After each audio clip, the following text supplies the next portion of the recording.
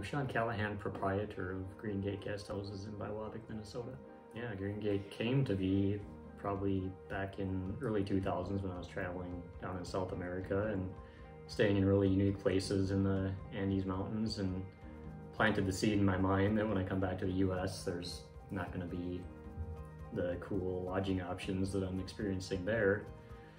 And then shortly thereafter, coming back, I was planning to move to northern Minnesota and came to this area to visit family and stumbled onto this property and saw a couple dilapidated barns that just spoke to me as, hey, here's the unique lodging property you were thinking you could do in the United States. So, and it took a good decade before that idea actually became a business, but it was a slow process, and then subsequently built several more and continue to just keep adding really unique lodging properties with a historic theme, but very sustainability minded and energy efficient and unique architecture. I thought about solar really from day one. It was being an engineer in background. As soon as I got into construction, I was immediately focused on how to make things more energy efficient.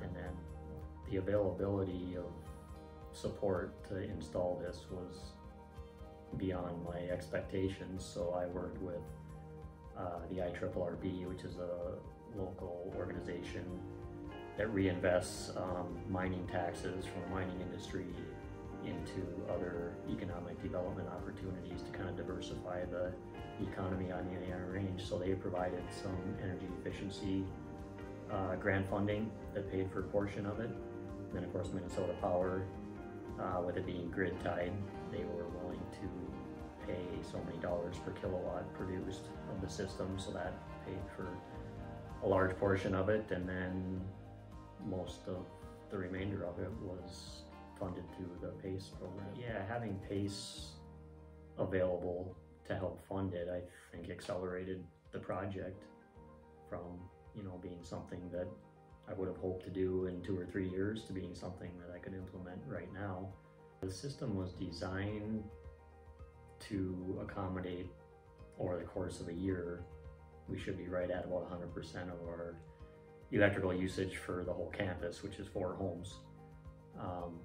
So, right now we're two plus weeks into having the modules up and running, and we just installed the diagnostics or the tracking software.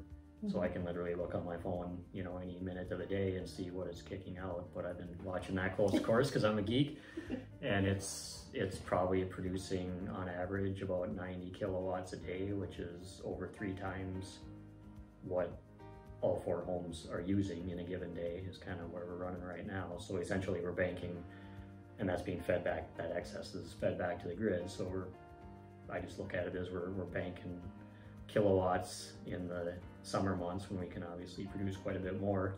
The meter will be spinning the other direction in the winter, but over the course of the year, it's going to come pretty close, I think, to being net zero.